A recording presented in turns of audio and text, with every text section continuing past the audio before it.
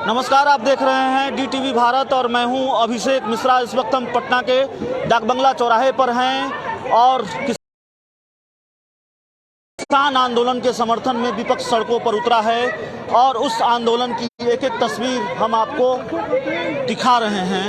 हम कोशिश करेंगे कि वो तमाम तस्वीरें हम आपको दिखाएं। ये मंजर है पटना के डाकबंगला चौराहे का, पटना का सबसे व्यस्ततम चौराहा, जहां पर किसान आंदोलन को लेकर विपक्ष के नेता, विपक्ष के कार्यकर्ता लेगी क्यों नहीं लेगी। हम लोग सड़क से सदन तक डटे हुए हैं। ये इस काले कानून को वापस करने के लिए हमारे अन्नदाता, हमारे किसान भाई जिस प्रकार से महीनों से सड़कों पे डटे हुए हैं, तो हम लोग तब तक दम नहीं धरेंगे जब तक ये गूंगी बहरी सरकार सुन नहीं लेती है। अगर नहीं सुनती है तो हम सभी इस सरकार को सत्ता से उखाड़ फेंकेंगे। तो सरकार को सत्ता से उखाड़ फेंकेंगे। मैं भरोसा है कि आंदोलन का असर होगा। बिल्कुल होगा। आप देख सकते हैं जो इतने दिन से किसान भाई लोग मर रहे हैं अपनी हक की लड़ाई के लिए, तो ये जरूर सड़क से सदन तक आवाज जाएगी और जीत हमारी होगी। तो सड़क से सदन तक आवाज जाएगी, जीत विपक्ष की होगी, जीत किसान संगठनों की होगी। हर तरफ एक अलग तस्वीर है। डाकबंगला चौराहे पर हर तरफ एक अलग तस्वीर है। जो डाकबंगला चौराहे पर तस्वीर सामान्य थी आज सुबह तक, वो नज़ारा अब बदल गया है। हम देखिए यहाँ महिला नेत्री बैठी हुई हैं।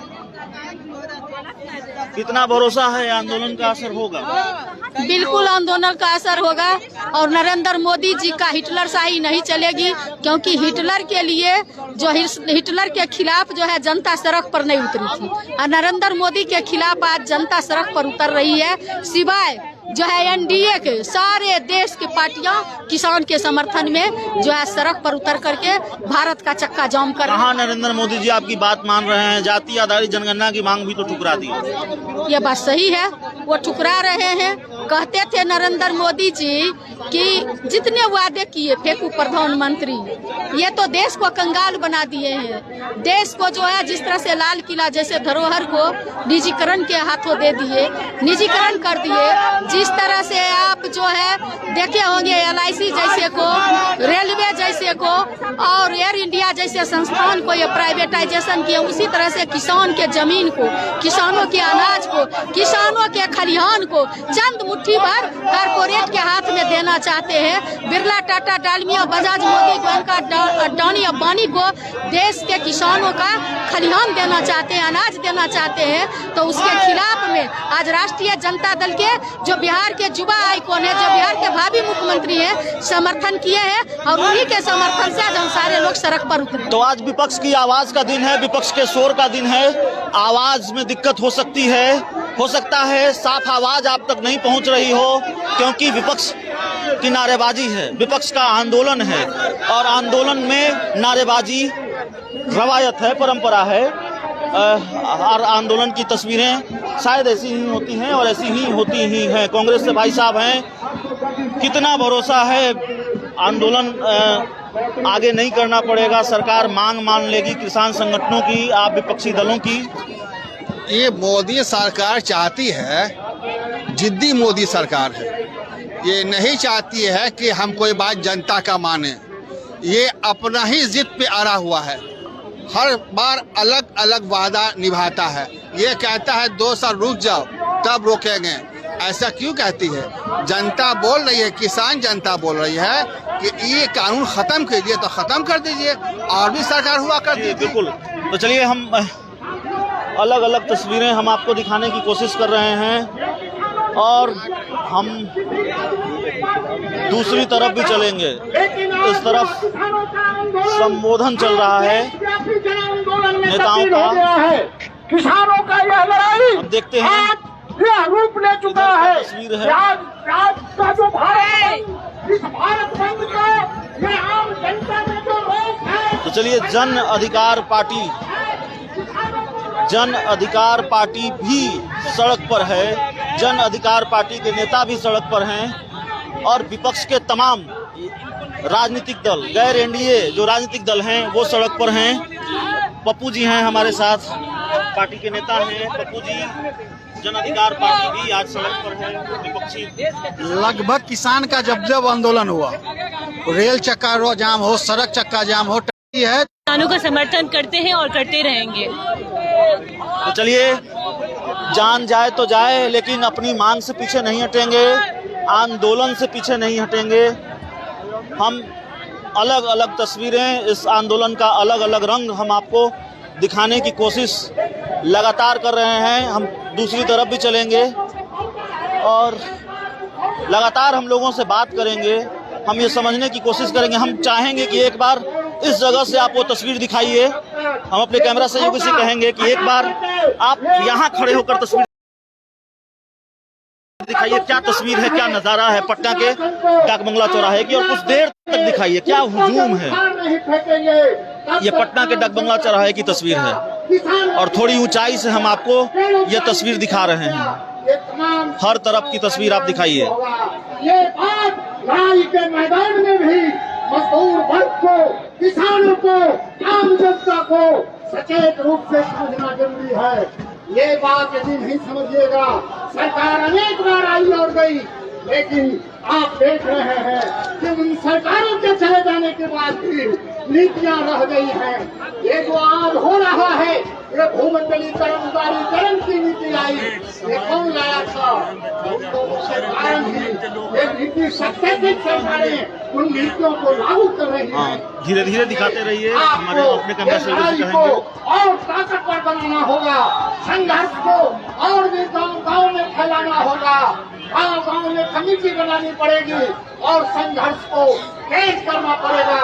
इन्हीं बातों के साथ फिर से आप यहीं से दिखाइएगा। क्रांतिकारी अभिनंदन करते हुए बंद में आप तो देखिए, डाक बंगला चौराहे की तस्वीर है, हम आपको लगातार दिखा रहे हैं। हम बात करते रहेंगे, लेकिन आप दिखाते रहिए इस डाक बंगला चौराहे की तस्वीर को। हम लोगों से बात करेंगे। भरोसा है सरकार आंदोलन ये रुकने वाली, जब तक सरकार इस आंदोलन को, तब इस कानून को वापस नहीं लेती, तब तक हमारा आंदोलन जारी रहेगा। तो आंदोलन जारी रहेगा और लगातार तस्वीरें हम आपको दिखा रहे हैं। आप दिखाते रहिएगा, आप वहीं रहिए, आप दिखाते रहिए। बीच में मैम को भी लीजिएगा। मैम, भरोसा है सरकार कानून वापस ले लेगी? बिल्कुल भरोसा है। जिस जनता ने सरकार बनाई है, वो जनता इनको भी दिखाइएगा। पूरी तरह से आज एकजुट हो रही है। किसान संयुक्त मोर्चा के आह्वान पर पूरा भारत आज बंद है। किसान, मजदूर, महिला, छात्र सभी सड़कों पर है। जिस तरह से आज समस्याएं मोदी सरकार बढ़ा रही है, 600 से ज्यादा किसान शहीद हो गए हैं, बॉर्डर पर लड़ रहे हैं, लेकिन मोदी सरकार घमंड में डूबी हुई है। यह बंद उनको चेतावनी देने के लिए है, तुम चेत जाओ, वरना देश का किसान, मजदूर, महिलाएं, छात्र छोड़ने वाला नहीं है। चलिए, किसान और देश का नौजवान छोड़ने वाला नहीं है। अब आप नीचे आ जाइए, एक बार दिखाकर ऊंचाई से क्या तस्वीर दिखती है। हम कोशिश करेंगे अधिक से अधिक और देखिए, आपकी बात बिहार की जनता के सामने अब जाए। आप आइए। 2 बजे तक तो यहाँ सभा चलती ही है, अभी तो 12:30 बजा है। लगातार हम तस्वीर दिखाते रहेंगे। बंद हमारा 6 बजे शाम तक है। देखिए, यहाँ की तस्वीर है, चलिए हम बात करने की कोशिश करेंगे। इतनी नाराजगी क्यों है पीएम नरेंद्र मोदी से? पीएम नरेंद्र मोदी से नाराजगी नहीं है, हमें पीएम मोदी से नाराजगी है। इसलिए नाराजगी है कि हमारा हिंदुस्तान कृषि प्रधान देश माना जाता है, लेकिन यह नरेंद्र मोदी जो देश के प्रधानमंत्री आज बन के बैठे हुए हैं, इन्हें बॉलीवुड स्टार के बेटा का हाथ टूट जाता है तो ट्वीट करने के लिए समय है, लेकिन हमारा किसान अपने हक, हुकूम और अपने कृषि कानून आप लाए हैं।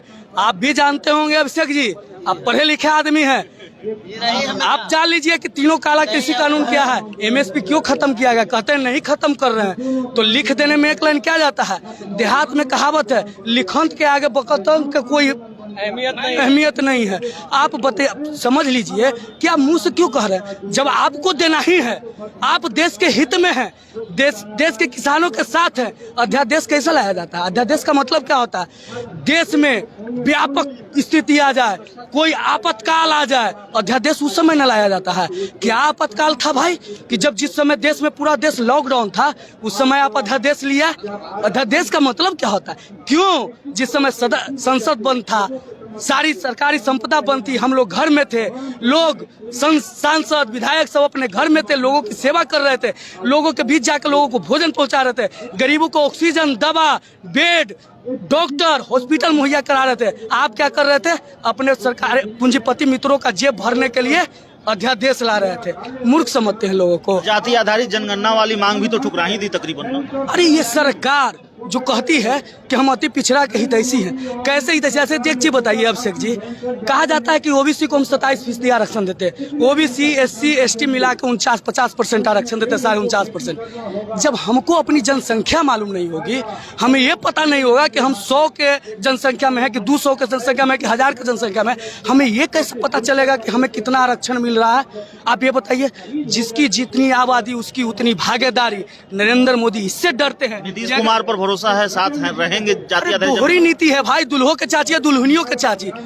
जो सरकार में है 7 सालों से, केंद्र में एनडीए की सरकार और प्रदेश में एनडीए की सरकार है, लेकिन क्या विशेष राज्य का दर्जा मिला बिहार को? पटना यूनिवर्सिटी को केंद्रीय यूनिवर्सिटी की दर्जा मिला? नहीं मिला। 19 लाख, आज कितना महीना हो गया सरकार बने हुए, 19 लाख रोजगार देने की बात किए थे, 19 लोगों को रोजगार मिला और वैकेंसियां बंद हो गई। अरे क्या करते हैं? अगर आपको पता होना चाहिए, जो मुजफ्फरपुर बालिका गृह कांड इस सरकार में हुआ, अभिषेक जी आप भी अगर यही आरजेडी के शासनकाल में होता तो चैनल बंद नहीं होता। भागिए मत अभिषेक बाबू, भागिए मत। उसके बाद सृजन घोटाला, बैठ जाइए, आपको एक चीज चुरा देते हैं। गलत होगा तो आप हमें भी नोक कर दीजिएगा। सृजन घोटाला काल में हुआ, अगर यही राष्ट्रीय जनता दल के शासनकाल में होता तो उसी को न कहते हैं जो गरीबों की बात की, जो सरकार गरीबों के हित में थी। कहा जाता है गरीबों का बल मतलब राष्ट्रीय जनता दल, उसको आप जंगल राज कहते हैं। और जहां प्यूरो थाना का आपको पता है ना कि बिना कोई FIR के, बिना कोई पिटीशन के, किसी भी केस में कोई अभियुक्त नहीं, 3 दिन तक थाना में रखा गया, माँ और बेटी दोनों को, और चौथा दिन कह दिया गया कि मर गई, फांसी लगा गई। अगर हाजत में फांसी लगाने के लिए फंदा कहाँ से आया? नहीं, जाति आधारित जनगणना को लेकर तो लालू जी भी और तेजस्वी जी भी थोड़ा सॉफ्ट है। नीतीश कुमार को लेकर मैं देख रहा था, बता देता हूं, नीतीश कुमार के खिलाफ उन्होंने कुछ नहीं कहा है। आरएसएस बीजेपी को लेकर कहा है, तेजस्वी जी ने भी नहीं कहा है, लालू जी ने भी नहीं कहा है। ऐसा हम माने, इसका क्या मतलब निकाले कि लालू जी अपनी तरफ से पहल करेंगे जाति आधारित जनगणना को लेकर, नीतीश कुमार पूरी तरह से साथ आए? अब तक तो दिख ही रहा था। तेजस्वी जी ने भी थैंक यू कहा प्रधानमंत्री नरेंद्र मोदी से मिलने के बाद।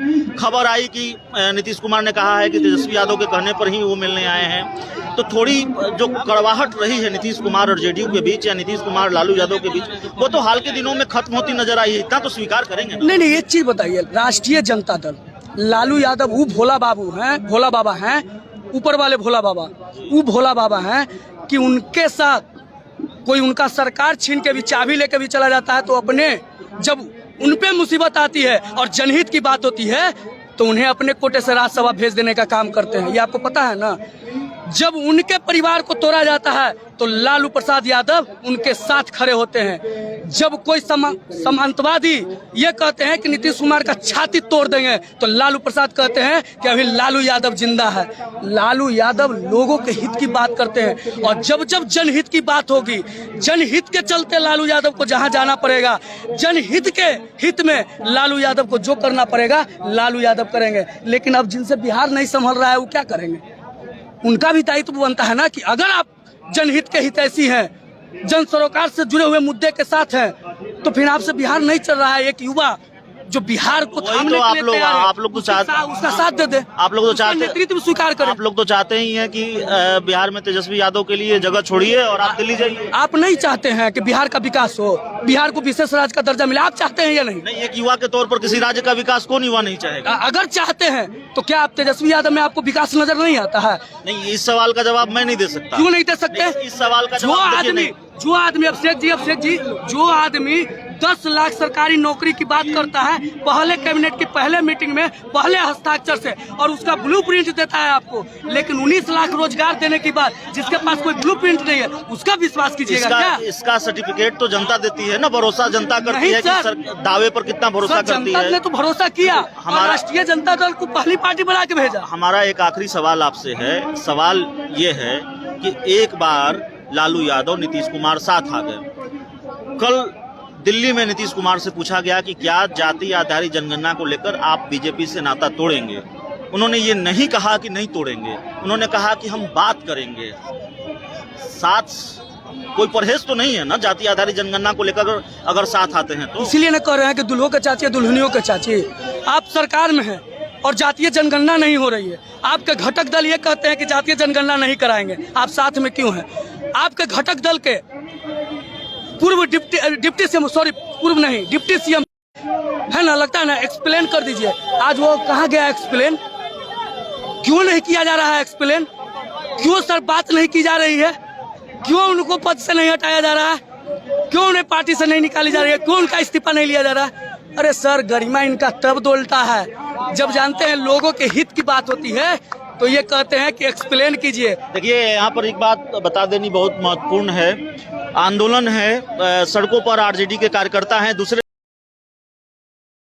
राजनीतिक दलों के कार्यकर्ता हैं, लेकिन जो एम्बुलेंस वगैरह है, जो गाड़ियां हैं, उसको जगह दी जा रही है, उसको जाने दिया जा रहा है और उसके साथ कोई छेड़छाड़ नहीं हो रही है। तो अब तक जो आंदोलन है वो विशुद्ध आंदोलन है, किसी तरह से तस्वीर सामने नहीं आई है हल्ला हंगामे की। मेरा कहना है जी इधर आइए। किसान रैली में रहा था और मैंने उस दिन कह दिया था कि ये खत्म होने वाला नहीं है, और मैं प्रधानमंत्री जी को ये बता देना चाहता हूं कि जो देश लूटने की जो परंपरा उन्होंने चालू किया है ना, ये कोई समझने रुकने वाला नहीं। अडानी अंबानी को आने वाले 10 सालों में 1-1 रुपया छीन लिया जाएगा, रोड पर भीख मांगना पड़ेगा। चलिए, अडानी अंबानी से पैसा छीन लिया जाएगा। हम दूसरी तरफ आपको लेकर चलते हैं। ये तस्वीर हम आपको दिखाते हैं। देखिए, उत्कर्ष है, दिखाइए इनको, लगातार मेहनत कर रहे हैं और उत्कर्ष के साथ हम कहीं निकल रहे हैं और वहाँ से दूसरी तस्वीरें, वहाँ से दूसरी खबरें आप तक पहुँचाएंगे। तो उत्कर्ष, धन्यवाद आपका भी, और हमारे कैमरा सहयोगी हमारे पीछे हैं, धन्यवाद उनका भी, बहुत बहुत धन्यवाद।